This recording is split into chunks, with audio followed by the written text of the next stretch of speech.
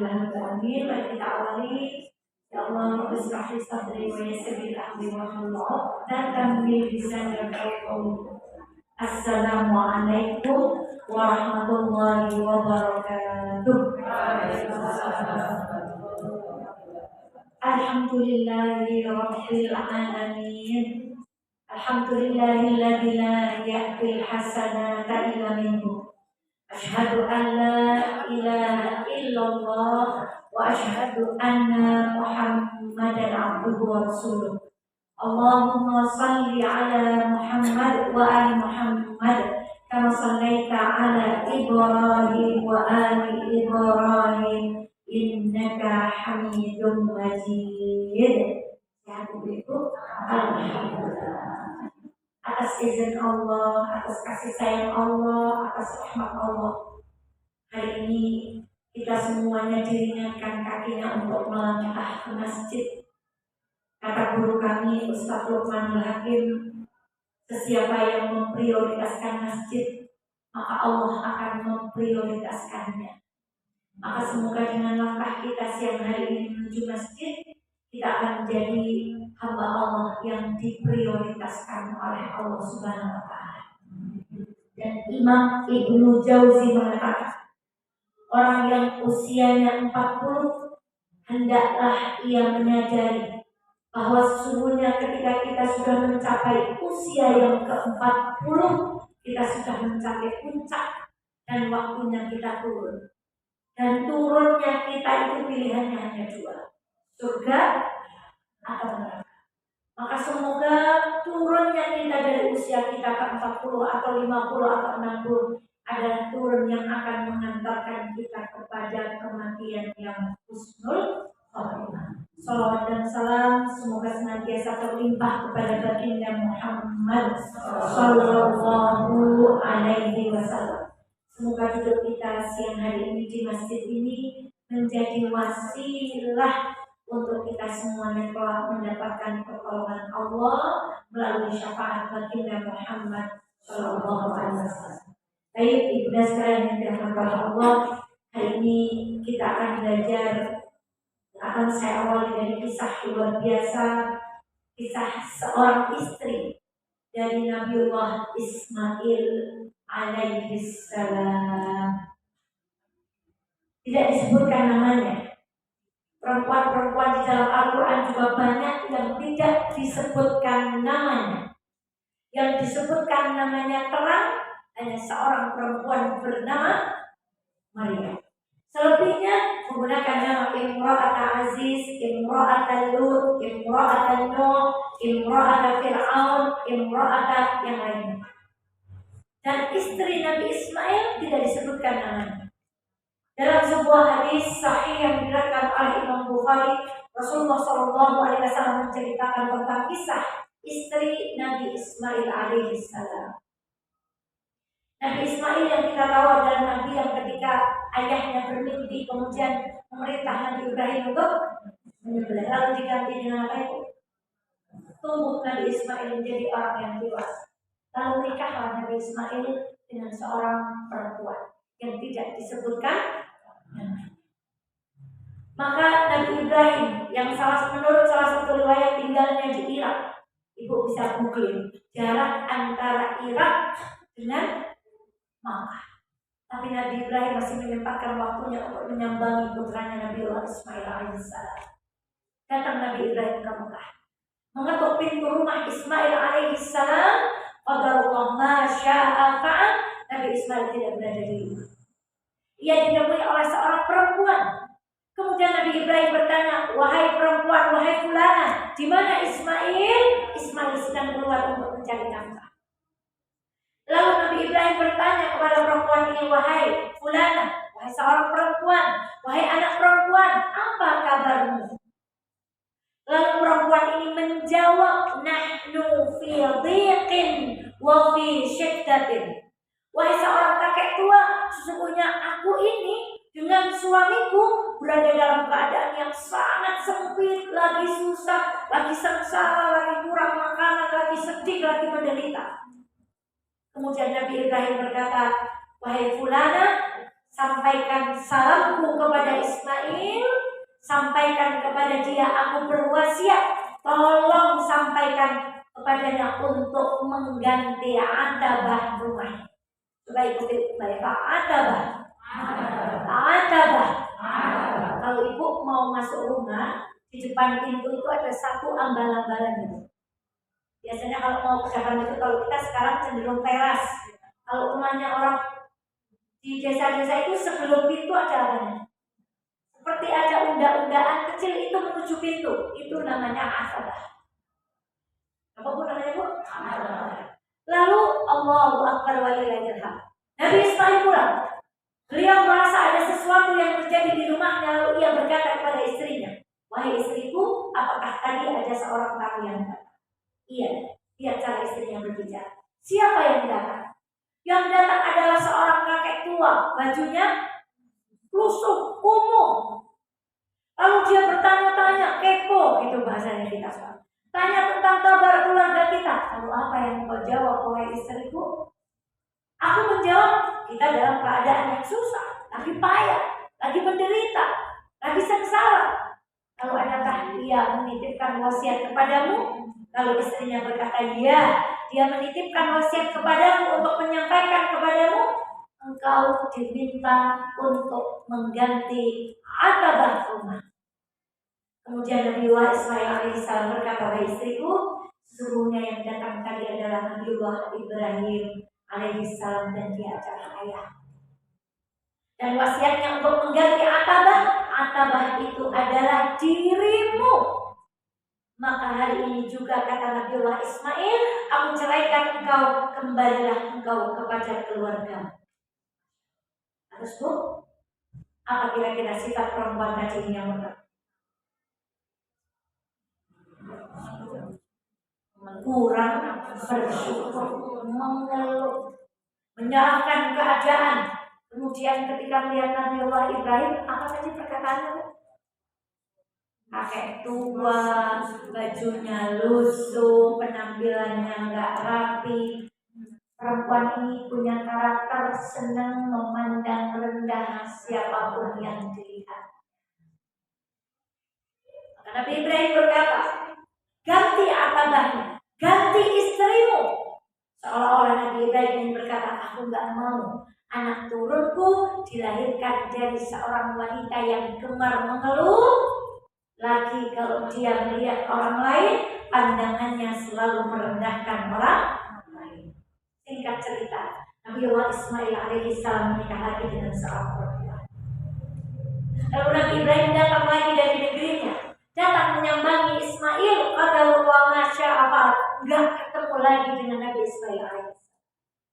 Ia mengetuk pintu rumah anaknya, assalamualaikum. Dijawab dengan lembut oleh seorang perempuan, waalaikumsalam warahmatullahi wabarakatuh.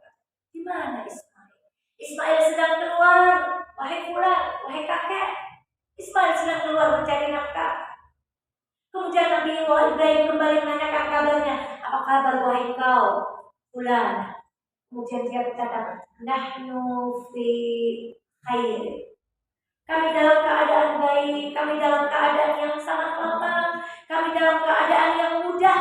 Lalu perempuan itu memuji Allah dengan kalimat alhamdulillah, keadaan kami baik-baik. Titip salamku untuk Ismail, katakan kepadanya, tetapkan atabahnya. Lalu dia berkata, apa yang kau makan wahai fulana? Kemudian perempuan ini menjawab, kami makan air putih dan daging. Lalu Nabi Ibrahim alaihissalam mendoakan keberkahan untuk makanan yang dimakan putranya. Sampai baginda Nabi Muhammad ketika meriwayatkan hadis ini, seandainya putri tadi menjawab saya makan kurma, maka Mekah akan menjadi hutan kurma. Tapi yang banyak tanaman kurma itu di Madinah, bukan di Mekah. Seandainya perempuan ini menjawab kami makan gandum, maka akan tumbuh di dataran Mekah Al-Mukarramah itu tanaman apa? Tapi dia menjawab kami makan air dan makan. Maka yang ada di Mekah itu air putih dan daging. Sayur, mayur, semua yang ada di situ itu didatangkan dari negeri lain. Pertanyaannya adalah, Ibu, kalau setiap hari makan daging air, nggak pernah sayur, nggak pernah buah, tubuh kita sehat atau tidak? Tetapi karena doanya Nabi Ibrahim alaihissalam, keluarga Ismail, istrinya dan keturunannya yang berada di Mekah sehat sampai hari ini meskipun mereka banyak makan. Orang Indonesia kalau nyembelih ayam, satu ayam jadi untuk berapa orang? Cekernya, kukunya aja diketok jadi dua, ada yang misal, ada yang dua, sowiwi, bulu, endas, khusus malah di lempeng-lempeng ya Bu. Kalau di Arab enggak, cuma diambil pahannya sama dadanya, tok, yang lain enggak tahu di mana. Maka ketika kami dulu kuliah di Mesir ke pasar beli ayam yang tak dicincang, orang Mesir itu gumun. Hah? Karena kami minta cekernya, minta bulunya, seperti yang diangkut pakai. Padahal mereka nggak pernah menggunakan itu, yang diambil hanya pahannya dengan. Itulah doanya Nabi Ibrahim alaihissalam, dan kita nanti kapan-kapan kita pelajari apa saja doa yang pernah diucapkan oleh Nabi Ibrahim alaihissalam. Singkat cerita, Allahu Akbar walillah, pulang Nabi Ibrahim, datang Ismail alaihissalam. Bertanya apakah ada seorang tua yang datang? Iya. Dia mengucapkan salam, dia bertanya tentang kabar kita, dia baik sekali. Tanya tentang kabar kita, apa yang kau jawab? Aku menjawab bahwa kita dalam keadaan yang baik, kita dalam keadaan yang mudah, kita dalam keadaan yang lapang. Apakah ada wasiat yang dia sampaikan? Iya. Dia mengatakan agar aku menyampaikan kepadamu untuk mempertahankan akabahnya. Wahai istriku, ketahuilah yang datang tadi adalah Nabiullah Ibrahim alaihissalam, dan dia adalah ayahku. Dan akabah yang ia maksud adalah engkau. Maka aku diminta oleh Nabiku Ibrahim alaihissalam untuk mempertahankan engkau sebagai pasanganmu. Tahukah kita ibunda sekalian yang Allah? Dari rahim perempuan ini lahirlah dua orang anak, yang kemudian melahirkan anak terus sampailah kepada baginda Muhammad sallallahu alaihi wasallam. Maka kita belajar ayat itu. Bu, jadi kita ini umat yang dilahirkan dari rahim seorang perempuan yang pandai bersyukur, bukan perempuan yang senang mengeluh.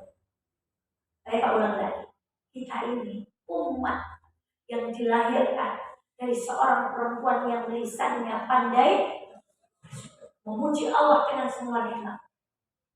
Dia tidak peduli Nabi Ismail hidup dalam kesengsaraan. Dia tidak peduli bahwa dia hanya makan air dan daging. Ketika ada orang bertanya tentang kabarnya, dia mengucapkan alhamdulillah nahnu fi khairin. Kita dalam keadaan yang baik, lagi lapang, lagi mudah, semuanya dimudahkan oleh Allah. Maka tak pantas kalau hari ini kita menjadi perempuan-perempuan yang pandai mengeluh dan kufur terhadap keadaan. Maka ibunda sekalian yang dirahmati Allah, Rasulullah hanya mengajarkan dua kalimat, alhamdulillahi ala kulli hal, untuk keadaan-keadaan yang tidak menyenangkan. Dan kalimat yang kedua yang diajarkan oleh Rasulullah SAW, alhamdulillahilladzi bi ni'mati tatimmus shalihat, untuk keadaan-keadaan yang menyenangkan bagi kita. Kita ibu panas teman-temannya mana sopok udan baik ubahnya orang mendung pikir kayak tanamkan kayak ragu-ragu kayak udan, semuanya menjadi keluar. Suami tampan galak, ngeluh atau tidak? Ngeluh. Suami kurang tampan eman, ngeluh atau tidak? Ibu pilih suami tampan tapi galak atau suami tidak begitu tampan tapi eman? Gak ada pilihan ketiga, gak usah ngeyel. Pengennya apa? Miliknya tetap tampan lagi. Memang saya dan ibu itu memang makhluknya begitu. Memang saya juga jawabannya begitu. Milih tampan lagi, nggak ada kayak gitu Bu. Kalau Allah mengombelkan satu keadaan, Allah akan sempitkan yang lain. Jadi kalau ibu diberi suami tampan, biasanya sedikit agak tegas. Kalau diberi suami nggak begitu tampan, ya di sini dilombakan sama Allah, mana orang kira-kira, ini juga orang kira.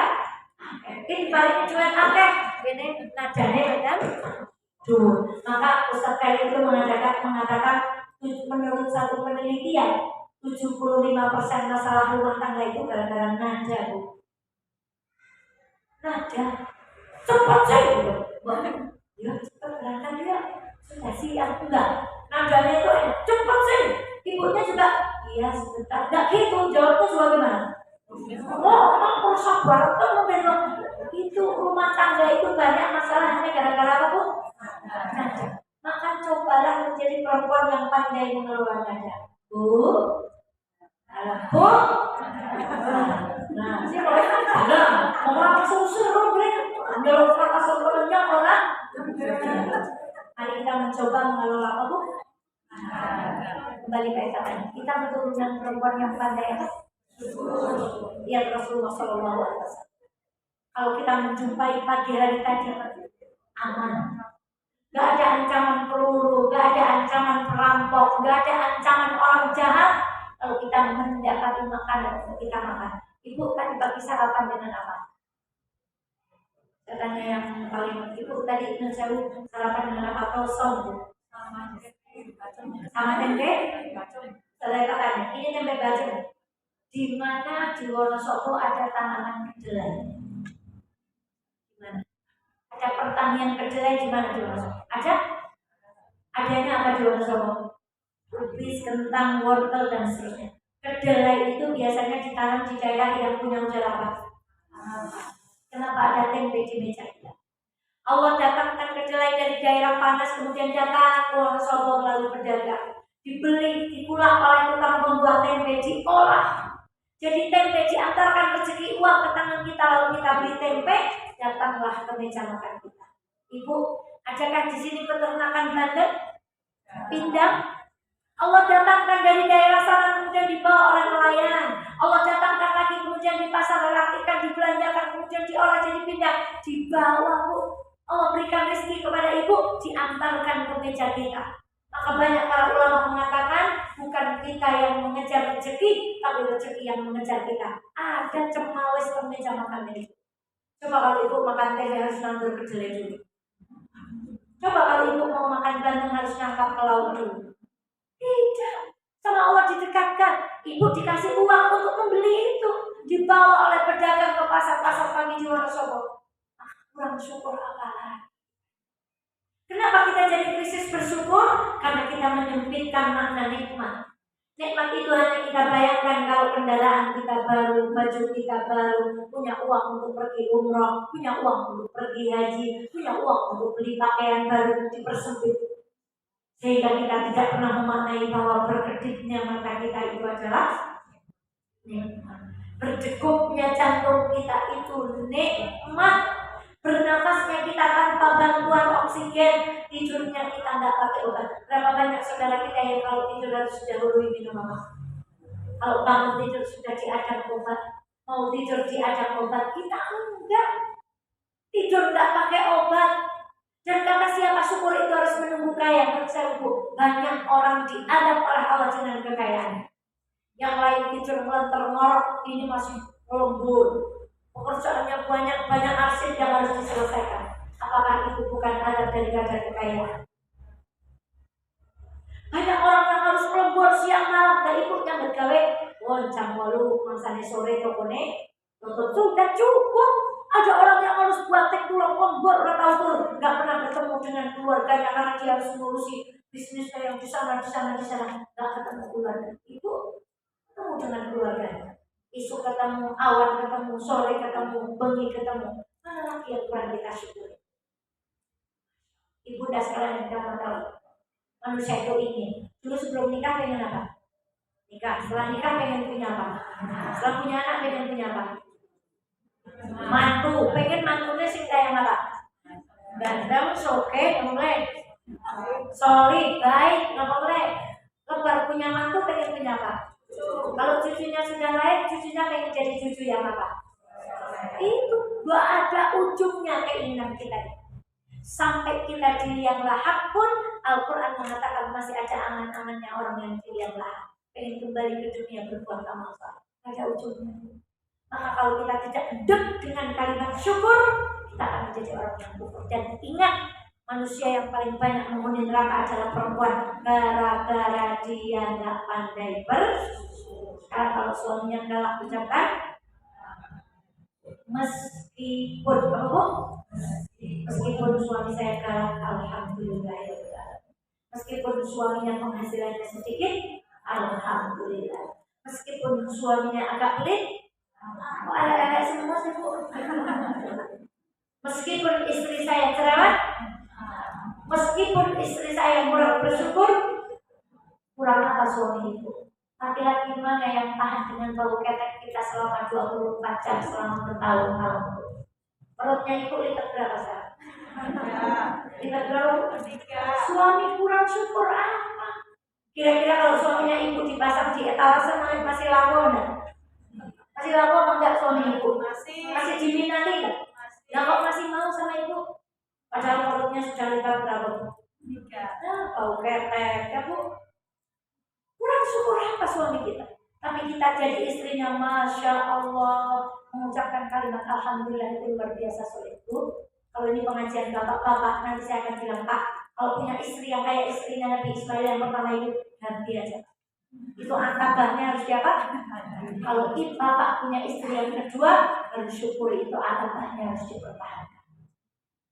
Maka ibunda sekalian yang dirahmati oleh Allah, kemudian karakter perempuan tadi membuka aib suami. Dia mengatakan apa tadi? Keadaannya dalam keadaan apa?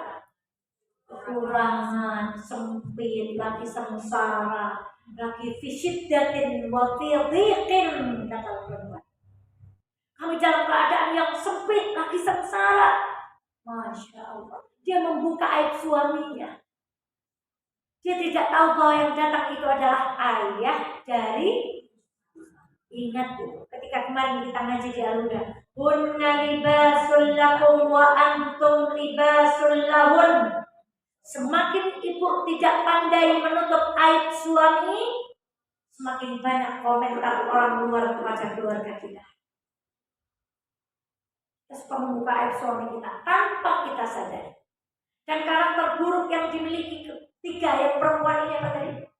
Memandang rendah orang. Dengan mengatakan Nabi Ibrahim tadi orang apa? Tua, penampilannya lusuh. Karena Nabi Ibrahim dari perjalanan jauh, kulitnya terbakar matahari, pakaiannya lusuh. Dia memandang rendah orang lain. Bu, para imam dan ulama kita mengatakan kalau kau keluar rumah, sebelum kau nyetar motormu, bilang dulu sama hatimu, setiap orang yang engkau temui di jalan, dia lebih mulia daripada kita yang sedang keluar. Aktsaru ma yuhliku ahlut ta'ah, kata ulama, yang paling banyak mencelakakan orang ahli taat, yang paling banyak mencelakakan orang senang ngaji, baca Quran, orang senang amal, orang senang tahajud, orang senang puasa, merasa berbangga dengan kesolihan.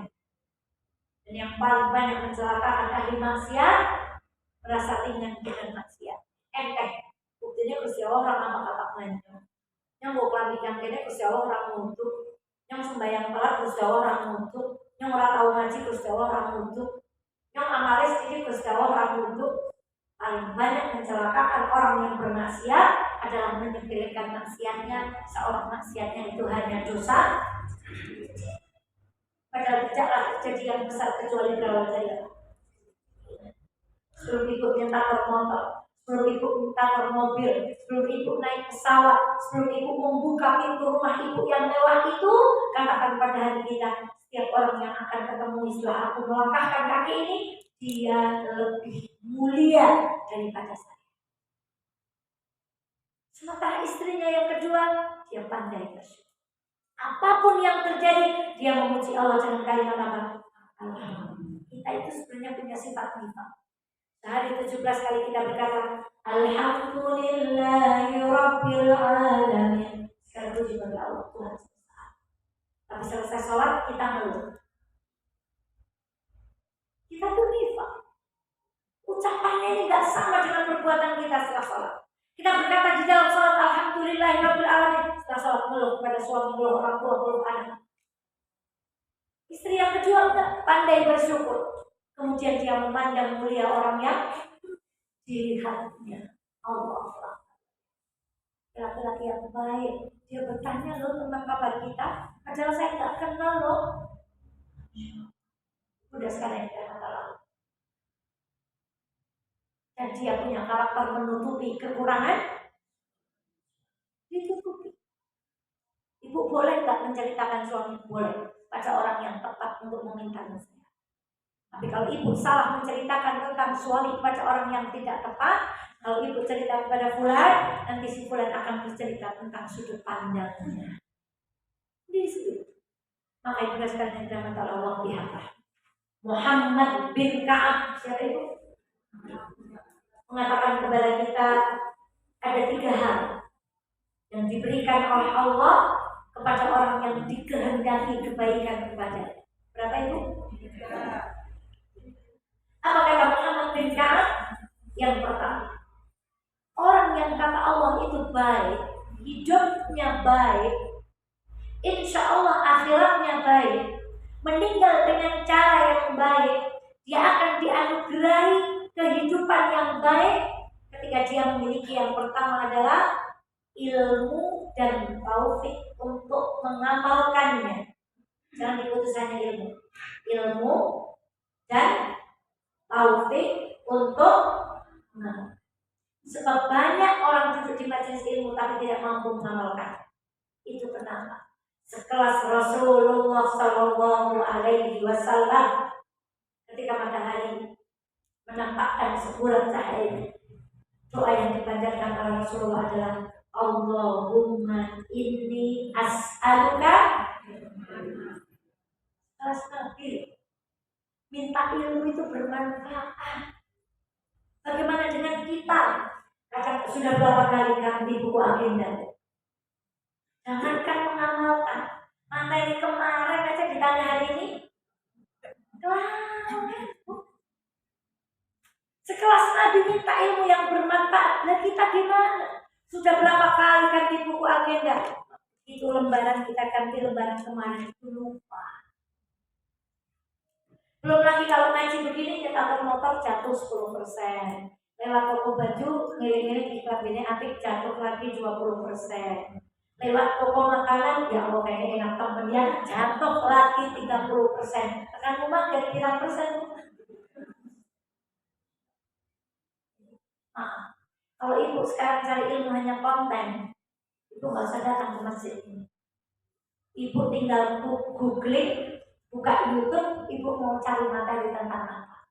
Akikah, tentang sholat, tentang zakat, tentang haji, tentang istri Nabi, semua ada. Tapi lihat, dulu orang ngaji itu paling 8 hari sepisah. Jualan kopi berbondong-bondong, speakernya belum kayak sekarang yang jeduk-jeduk, mungkin yang paling belakang nggak dengar. Sekarang orang ngaji begitu gampang, tinggal klik apa? YouTube, dapat ilmu. Tapi kenapa keadaan masyarakat kita nggak jauh lebih baik dari masyarakat? Ada yang hilang dari dunia keilmuan kita. Apa itu, Bu? Berkahnya ilmu. Saya tanya, sekarang kita kurang konten apa tidak? Kelebihan. Banyak sekali konten ilmu. Tapi kita kehilangan keberkahannya ilmu. Sekarang coba. Sekarang metode ngaji itu apa aja? Ada qiraat, ada apa lagi? Iqra, ada apa lagi? Yang dua ada apa lagi? Dulu adanya turutan itu, Bu. Apatah,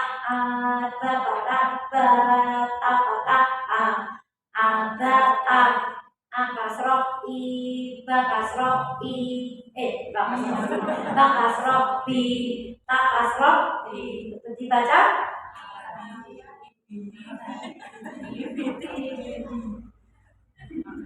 Tapi lihat orang tua sekarang muamalahnya terhadap Al-Quran. Qurannya sudah lusuh, sudah pakai kacamata, digocek, Bu.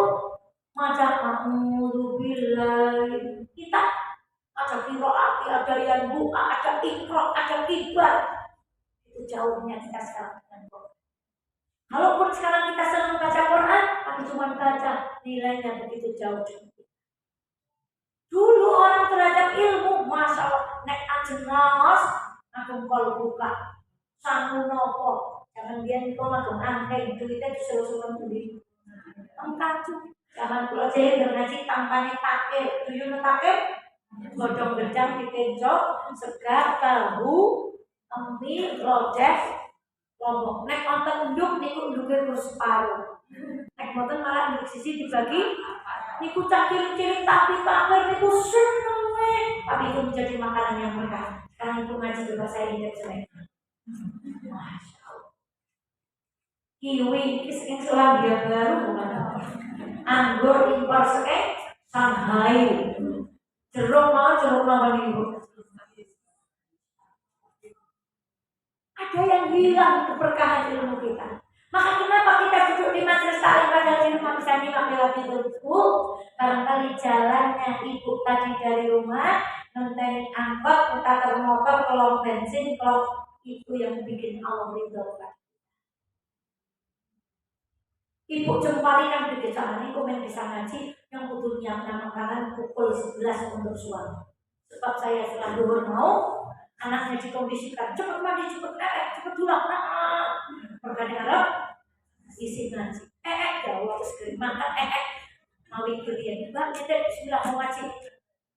Barangkali upayanya ibu itu yang membuat Allah. Sampai sininya ibu semandang ngantuk-ngantuk. Itu barangkali Allah ridho karena ngantuknya itu saya. Ibu kan luar biasa. Kadang jadi tukang ojek, kadang jadi cleaning service, kadang jadi binatu, cuci baju, setrika, kadang jadi ojek jemput anaknya, jadi nopo mulai, jadi kopi, masa jadi bendahara, kadang jadi guru, ya Allah ngelesi putrane, kadang jadi nopo mulai, kadang jadi tukang video itu. Kadang jadi tukang syuting, kurang apa lagi ibu ini multi talent bu. Kalau ada ibu dapat penghargaan kalah sama ibu.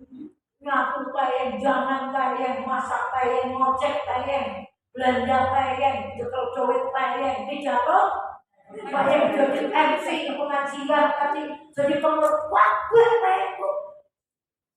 Maka barangkali karena ibu capek datang ngaji ngantuk sama Allah diampuni. Nyender kalau saya suaranya baik, kalau sponsor mereka keren ya. Orang pengalaman saya tahu kejemuran ibu tajuk berdoa sampai pagi ya bu. Itu ada keridhaan Allah. Maka jangan sepelekan duduk itu kemudian nanti ibu keluar ngambil kotoran. Barangkali Allah beridho. Ibu kok keluar sandalnya dihadapkan ke sana. Barangkali itu yang membuat Allah beridho. Kalau konten nggak kurang. Tapi ada yang bilang ilmunya nggak manfaat karena ilmu kita nggak berkah. Bagaimana sikap kita dengan guru-guru kita, dengan ulama-ulama kita, dengan orang tua kita?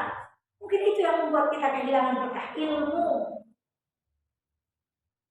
Kemudian yang kedua, kata Muhammad bin Jabir tadi, orang yang dikehendaki kebaikan akan diberikan namanya sifat zuhud. Apa itu? Kenapa caranya zuhud itu orang ledurnya? Buatan film? Ibu senang emas kamu? Ibu senang emas kamu benar? Senang saya kami senang. Buatan senang cara itu menung besar. Caranya Allah. Kata Allah di dalam firman-Nya, "Zuyyina lin-nasi hubbus syahawati minan nisa'i wal banin wal qanatiril muqantarati minad dhahabi wal fiddah." Diciptakan manusia itu dengan sifat fitrah, senang kepada syahwat, senang kepada perempuan cantik, senang kepada panah yang lapang, itu senang kalau sertifikatnya itu tambah terus. Senang kepada al-fiddah wal dhahab, senang dari perak dan emas, senang juga dengan tunggangan yang prima. Kalau tunggangan yang prima diibaratkan di sini dengan kuda, sekarang kita senang dengan mobil yang mewah, yang metik. Yang orang bersambung mobilnya cerewet ya, ngapa dijemput sama jamaah? Apa sih ini ya mbak? Oh, namun terus ada sabuknya darah di mobil sedikit itu cerewet. Munduran, maju, kita ibu, itu kita senang pada yang begitu. Maka ibu senang nggak sama mobil? Senang nggak sama mas? Senang nggak sama laki-laki tampan? Gernek kalau yang tampan bukan tambah. Senang nggak sama rumah yang lapang? Senang nggak sama pakaian yang bagus? Tapi zuhud itu Dunia boleh di tangan, tidak berada di hati kita. Ibu boleh pakai tas yang bagus, tapi cukup di tangan. Karena kalau tasnya naik sedikit sampai ke hati, yang pakai bisa ujung bisa sombong. Sandal bagus boleh. Orang kita naik sembahyang kalau lain tiga lomba pura konsentrasi. Berarti sandalnya, coba sandalnya murah. Berapa? Cukup berapa agar? Sepalu gitu kan bu? Boleh pakai sandal bagus. Nyatanya sandal mayar karena larang kayak amat nih bu. Ada tiga orang sekali ya. Tapi nggak boleh naik ke hati. Biarkan dia di kaki. Karena kalau sampai dia naik ke hati, yang pakai bisa tinggi ya. Kendaraan dia akan di garasi. Jangan sampai ke hati. Nanti kalau sampai ke hati, kita yang pakai kendaraan itu jadi sombong. Apalagi perhiasan apapun biar diletakkan di tangan, tapi tidak di mana. Itu zuhud. Itu zuhud. Maka banyak ibadah di dalam Islam itu menggunakan apa ibu? Harta. Itu maunya sampai Ustaz Dr. Tirmidzi Erwadi Tirmidzi itu mengatakan ajari anakmu berdagang, bukan bersedekah. Tapi ini jangan dipotong. Karena bersedekah itu mengajarkan anak-anak kita supaya kelak bertanggung jawab terhadap keluarga. Kalau dia bertanggung jawab, dia mencari nafkah dengan baik, dia akan mampu bersedekah dengan apapun. Maka ibu sekalian yang kata sekarang mereka tanya, boleh tak punya rumah yang lebar? Tapi pastikan setiap sudut rumah itu mengantarkan kita kepada surga. Kenapa? Di sana kesolatan, di sana buat pengajian, di sana buat ibadah sama suami, di sini untuk membesarkan anak-anak. Halamannya untuk berbuat baik. Boleh gak punya kendaraan yang bagus? Boleh. Tapi kendaraannya kita ajak untuk ngaji, kendaraannya diajak untuk jemputi. Cinta saya nggak nonton salangan enggak. Jangan dulu waktu pertama-tama Al-Hasna berdiri, Anissa berdiri itu dijemputi bu, sampai mobilnya Soleika tuh korbannya. Berangkat pakai Innova, pulang pakai Honda. Berangkat pakai Toyota, pulang pakai Mitsubishi. Begitu sakit mobil dijemputi bu. Sampai saya kelingan, Pak Ratna nggak keluar mana? Ratna CS. Dulu beliau punya mobil warnanya ungu, sama dahulu kala. Saya gantung apa itu? Saya pokoknya lebar-lebar mungkin motor itu. Pas kemana-mana bu, boleh punya kendaraan, tapi gunakan kendaraan itu untuk mendekatkan kita kepada Allah. Ingat itu. Dalam surat At-Taubah ayat ke-34. Surat At-Taubah ayat berapa? Ini firman yang ya Allah. Ini firman Allah yang patut yang menjadi pelajaran untuk kita. Apa kata Allah? Walladzina yaknizuna adz-dzahaba wal-fiddah wa la yunfiqunaha fi sabilillah fabashshirhum bi'adzabin alim. Dan orang-orang yang numpuk emas dan perak, tidak mensedekahkan emas dan perak yang ia miliki itu di jalan Allah, apa yang akan Allah berikan? Fabasyirhum bi'adzabin alim. Siap-siaplah orang yang punya harta itu akan aku azab dengan azab yang sangat pedih. Tidak harus semata-mata langsung iri kepada orang kaya. Orang yang punya harta benda lalu ia tidak menggunakan harta bendanya itu untuk mendekatkan dia kepada Allah, fabasyirhum bi'adzabin alim. Di ayat selanjutnya Allah matur, yauma yuhma 'alaiha fi nari jahannam. Kemudian emasnya, peraknya oleh Allah di jahanam itu akan dicairkan. Kemudian disiramkan, yang pertama akan disiramkan kepada dada. Kedua akan Allah siramkan kepada lambungnya. Yang ketiga akan Allah siramkan kepada punggungnya. Seraya Allah berkata, fadzuqu ma kuntum taknizun. Rasakanlah panasnya emas dan perak yang selama ini engkau simpan dan engkau enggan keluarkan di jalan Allah Subhanahu wa taala. Dicairkan, kendaraannya dilelehkan, emasnya dilelehkan, peraknya dilelehkan, rumah mewahnya dilelehkan, dijadikan cairan, disiramkan oleh Allah di jidat kita. Disiramkan oleh Allah di lambung kita, lalu di punggung kita. Kenapa? Rumah kita di dunia, kendaraan ibu di dunia, pakaian mahal ibu di dunia tidak mengantarkan ibu kepada kedekatan kepada Allah Subhanahu wa taala. Tumbas sorobo sing ati. Sing larang makanya silahkan, tapi gunakan itu untuk sholat. Beli pakaian yang bagus, gunakan untuk berangkat pengajian. Jangan kewalek, anggur kondangan, anggur wabah sembuhnya timbul. Tapi nek ngaji maka seanane seluruh kelambi. Kadang wis guna rumah, mangkat. Beli apa yang bagus, gunakan untuk merekam pengajian, gunakan untuk nyetel pengajian, gunakan untuk nyetel zikir pagi dan zikir sore, gunakan sepatu yang bagus, boleh, tapi langkahkan kaki Anda ke tempat yang dicintai Allah. Jangan melangkah ke tempat yang Anda tidak mau meninggal di dalam. Saya baru menyimak berita, ada seorang bapak berjenggot itu ditemukan oleh Polda Jakarta itu sudah dalam keadaan. Tadi pagi saya dapat video dari teman saya, jadi di Banjar itu ada gerilya jompo. Itu simbahnya tadi pagi masih sarapan, kemudian sudah makan di kamar itu dalam keadaan sudah sendiri. Kalau ibu mau meninggal di tempat-tempat yang tidak dicintai Allah, melangkahkan saja kaki ke sana. Tapi kalau ibu pengen meninggal di masjid, pengen meninggal di rumah dalam keadaan mulia, kakinya kalau melangkah ke tempat yang maksiat, jadi kalau mati ke kanan, mau balik usaha. Jadi kalau mati ke masjid, berpolres, yang sakit ni aku sih ibu tahu. Anak kita saya, jadi kalau mati ke masjid, boros, melangkah, jangan tak. Meskipun hujan, meskipun panas, kalau hati kita mengatakan aku mau meninggal di sana, tidak apa-apa. Tapi kalau hati kecil itu tidak mengenai kaki yang mengutama itu kayak karena apa? Zuhud dunia di mana? Tidak di mana. Yang ketiga, orang yang dikehendaki kebaikan oleh Allah, dia akan dijadikan Allah pandai melihat aibnya. Kalau yang bicara di depan ibu ini, kalau nyebutin aib orang lain itu falsih, sok. Tapi giliran diri ini mendapatkan kritik, langsung masuk. Biasanya kita kalau dikritik gimana? Buntut, seolah-olah kita punya orang kayak gue ya. Coba ikut sama suami, kekurangan mama apa?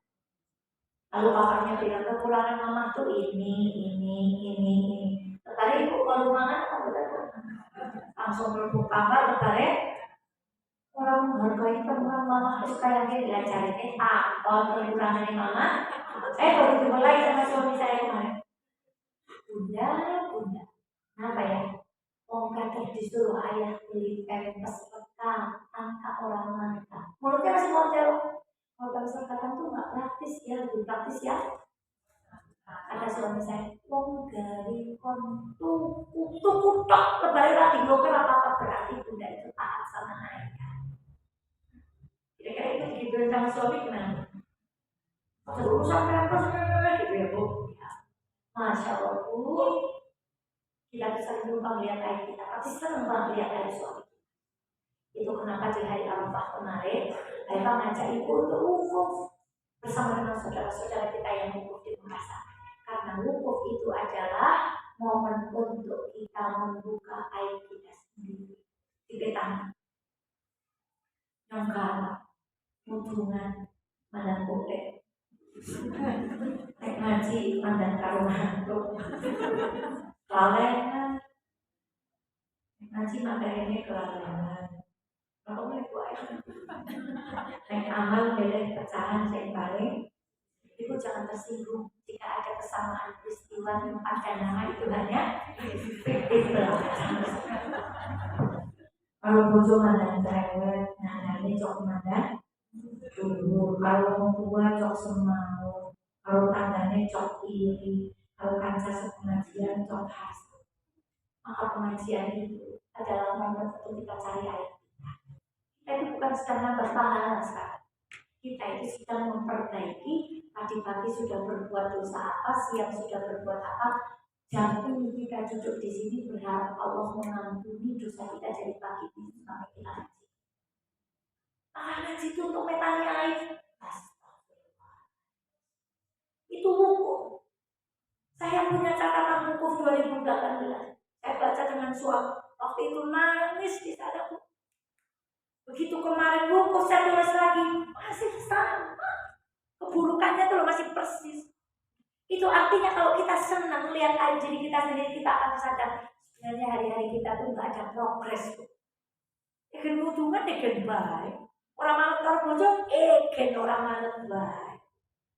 Ngaji orang bisa ngelakoni egen kaya ngono baik. Wis duwe klambi pengen hukuman egen kaya niku mawon. Sesungguhnya kalau kita jujur pada kita tuh progresnya itu sangat lambat. Tapi kita tuh kadang berbangga dengan amalan kita. Ngaji jadi kebanggaan, haji jadi kebanggaan dan seterusnya. Maka ibu sekalian yang kata Allah, 5 menit lagi saya akhiri dan 3 lagi yang berharga kata Rasulullah Shallallahu Alaihi Wasallam. Bu, tadi yang nggak mau berinfak emasnya akan diapakan? Jadi si buah yang mau kopen emas paling berudang, tidak biru masih tinggal kirim-kirim. Ngasih uang banget sedekah, itu rumah, itu mobil, itu emas, itu baju akan direlahkan Allah, besok disiramkan ke laut. Makanya sahabat nggak pernah bertanya, ya Rasulullah gimana caranya kaya. Maka kalau jadi istri di rumah itu obrolannya sama suami jangan gini, kapan ya Pak mobil kita ganti dengan teknologi terbaru, kapan ya Pak rumahnya diganti, kapan ya Pak dapurnya dengan kitchen set yang terbaru, kapan kompornya sekorangannya ibu, sekorangannya ragamane, rata habis nih. Pulang bertemu haji ini kan orangnya kepergi sama saya betul pergi kompornya kan, cocok saya ikut itu nomor ibu, sih kompor dia rata. Orang kompornya jelas aja tumpang kan, jadi macet dengan orang kaya nomor. Sama dia yang pengen daging dibuduk masih bilang jauh kasih, amok next sih ikut presto langsung. Obrolannya tuh nggak itu sama suami itu bu. Kapan ya Pak kita beli rumah baru? Kapan ya Pak Mama punya permata baru? Kapan ya Pak Mama punya? Tapi ya Allah Pak, sholat kita sudah baik belum ya? Dekat kita gimana ya? Kalau tadi ada orang minta bantuan, minta dibantu sekolah gitu loh obrolannya loh. Supaya istrinya Nabi Ismail yang kedua itu. Kalau istrinya Nabi Ismail yang pertama itu pasti obrolannya ngomong, kapan ya Pak turun mobilannya? Kapan ya Pak motor Mama diganti NMAX? Kapan ya Pak HP Mama diganti iPhone, Apple Pro? Itu obrolannya. Itu kalau istrinya Nabi Ismail yang kedua kan?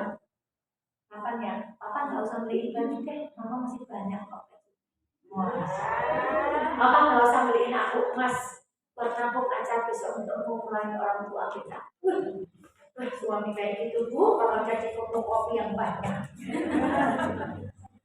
Apa kata Rasulullah? 1, orang yang dikehendaki kebaikan, kekayaan yang paling baik adalah lisanun dzakirun, lisan yang senang berzikir.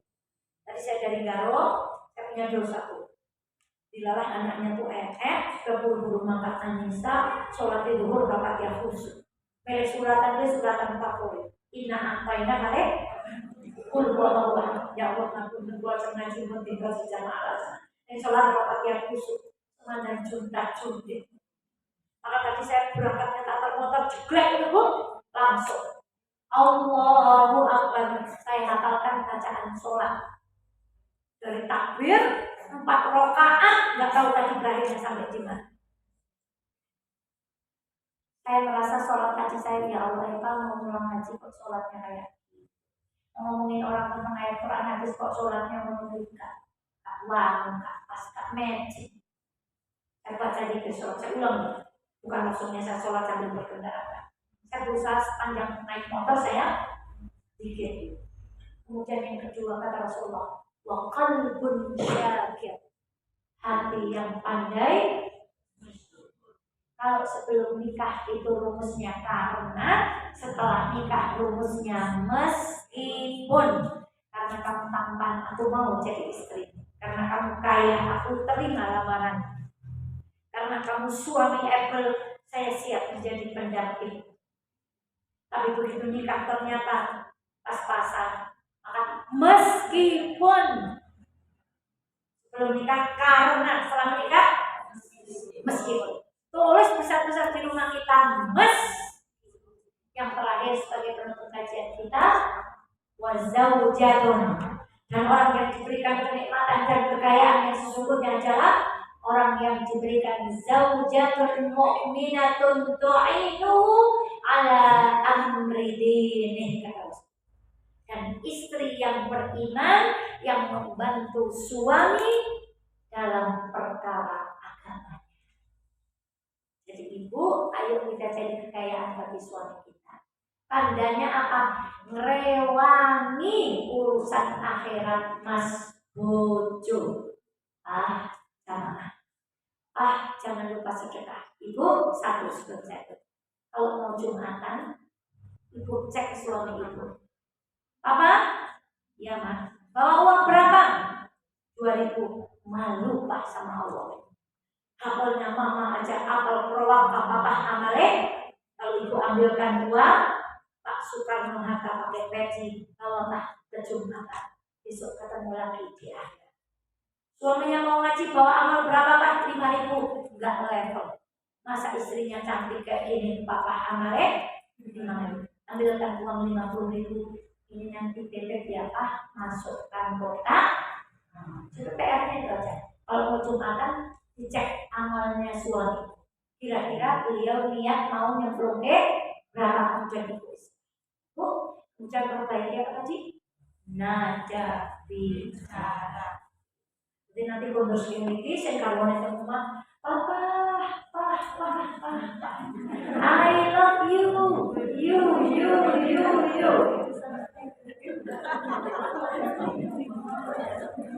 Enggak, terus kan wes alhamdulillah. Usaha Pak, wes. Jangan jadi perempuan yang ngomong itu lah, oke? Jadi kayak ketepuk kejam, kurus orang anak gaya. Bu, jangan jadi istri Nabi Ismail yang pertama. Karakternya apa tadi? Kurang bersyukur, terus memandang rendah orang lain, membuka aib suami. Tapi istri yang kedua punya karakter pandai bersyukur, memandang orang lain dengan pandangan kemuliaan, menutup aib suami. Kata Muhammad bin Ka'ab, orang yang dikehendaki kebaikan, satu diberi apa? Ilmu. Dua, zuhud. Tiga, melihat lain. Kata Rasulullah, orang yang diberi kekayaan sesungguhnya apabila lisannya pandai berzikir, hatinya pandai bersyukur. Tiga, punya pasangan yang membantu kita dalam perkara agama. Itulah 3 sifat yang istimewa. Semoga ada manfaatnya seluruh yang bicara atau yang mendengarkan. Tadi ada amanah dari Tajidah. Beliau izin pamit karena mau acara di kelurahan. Kita tutup dengan bacaan hamdalah. Alhamdulillahirabbil alamin. Dilanjutkan dengan doa kafaratul majlis. Subhanakallahumma wa bihamdika asyhadu an la ilaha illa anta astaghfiruka wa atubu ilaik. Saya akhiri. Assalamualaikum warahmatullahi wabarakatuh. Waalaikumsalam warahmatullahi wabarakatuh.